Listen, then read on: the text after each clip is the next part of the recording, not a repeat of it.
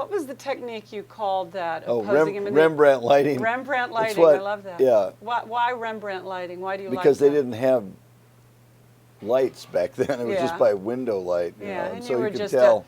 and you were still, it was more news photography than anything else, but Well, it's one of interesting the that you photo favored that lighting.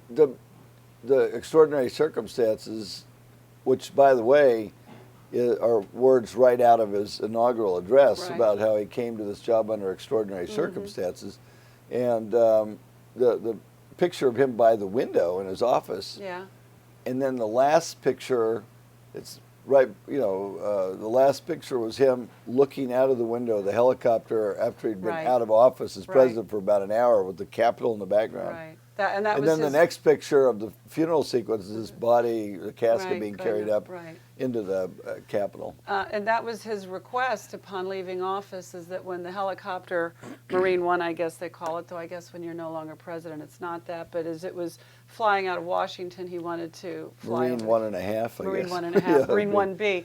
Now this picture, this jumps ahead a little bit in time, but this picture I think is, of any president, to see a picture like that. Well, in his own words, he said to sit in the Oval Office as Vietnam was falling was and really a bad experience. But what day is this? Is this as the people were climbing off the rooftop of the embassy I can't remember. It was during the sequence of events that led up to that, when it became obvious that Vietnam was going to fall to the communists. Yeah. And this was he alone when you took this photograph? That picture was looks like in the cabinet room. Right. Probably at an NSC meeting. So you were just focused on him, and there were people probably giving him bad news. Either that, or he just heard what Jack had done the night before. I'm trying to stay serious here. And this is another picture that the story. I'll write that in my next book. Yes, exactly, the true story. The real inner workings of the White House. Well, this picture I think is very interesting, and they're talking. These are military guys talking to the president about Vietnam. But what I find very interesting about it is that he's sitting here talking about a war that's a failed war, Vietnam. Well, no, that's actually the picture was the Maguez. Well, but that's all. But that came right after the Vietnam War. But up here looking at him is Eisenhower. Right, and in the picture of him actually giving the word to withdraw from Vietnam, there's a portrait of Teddy Roosevelt hanging over the table with all these guys, and nobody's saying anything, which I thought probably was one of the more significant photos I took there. That chart shows the military options that were going to use to free the American sailors who had been captured by the Khmer Rouge. And it was an incredibly top secret meeting because it was like bombing times and this and that and the other thing. But you say he did not want to bomb. He had all these people saying, sort of scorched earth. Well, they had different options, and one of the heaviest included B-52 strikes, and I never would have written this in a book, but he wrote in his book that his brash photographer said that anybody, that would be me, considered, has anybody considered that this might be a local commander who took matters into his own hands? Right. And B-52 strike around Phnom Penh is not going to do anything. And so the president said Kennerly made sense, and that he called off the B-52s. So you were actually a military advisor and we didn't know that? Well, I just thought killing a bunch of Cambodians to make up for what happened in Vietnam was not a fair trade. So, and it was not, it was really a matter of nobody, I kept waiting for somebody to bring up that option and say, well, maybe blah, blah, blah. And nobody did, and so the president said it was a good idea, but I did get, later he said, Dave, he said, I really appreciate your point of view, but next time, keep your trap shut. Don't bring it up in the middle of an NSC meeting. Well, because I would talk to him privately about all sorts of stuff, you would forget sometimes when others were around that you couldn't talk to him with the same informality. No. I mean, that time was, if I didn't say it right then, he was ready to push the button on that Chinese menu of options. Right. They were all going to be going down, you know. So I said something because I believed it.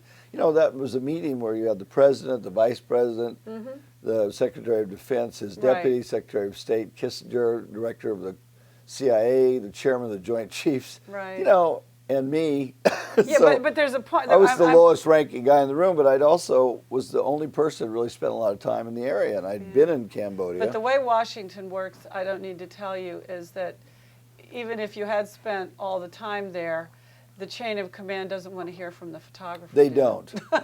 And in fact, there was a, I don't know when, a few days later, Right. Jack Anderson's column had some a shot at me about how I'd raised my voice in a council of state, and Yeah. it was really bad, and blah, You blah, bad, blah. bad boy. Well, not only that, when Carter took office and Jody Powell was deciding on the photographer, didn't he say, I don't want a David Kennerly? Said one thing is we won't have another David Kennerly in the White House. I took that as a compliment. Well, no, Unfortunately, we had a Jimmy Carter in the White House. I think you can take it as a compliment, if for no other reason than looking through this book, because this record of a president and a presidency is something that's valuable to the public to have.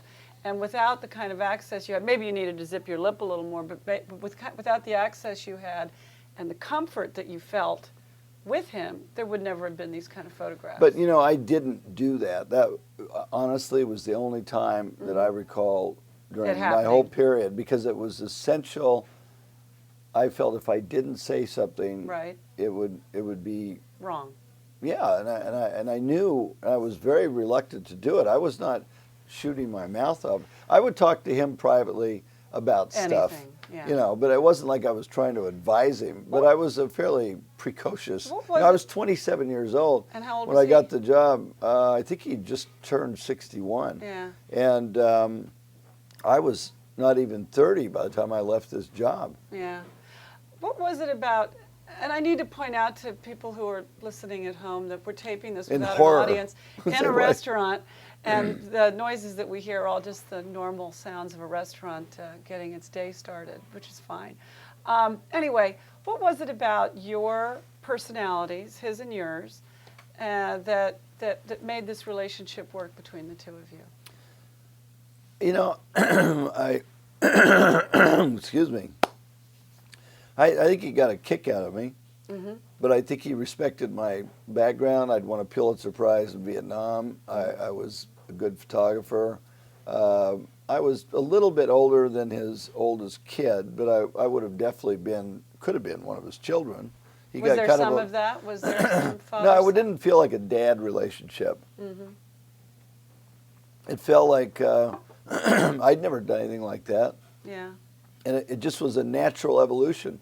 And he was a man without guile, without much vanity. I mean, I could take pictures of him sitting there in his checkered bathrobe and striped pajamas. Yeah, we'll get to that. It's but I mean, that's the kind of thing, surrounded by his aides, all wearing suits, Don Rumsfeld, you know. And, some of the suits, though, were a little outrageous, too. As Tom Brokaw says in the preface, the way we dressed in the 70s was there shall almost be criminal charges. Yes, right. Yes. But none of us really do that, however. none of us really want to see pictures of ourselves from the 70s.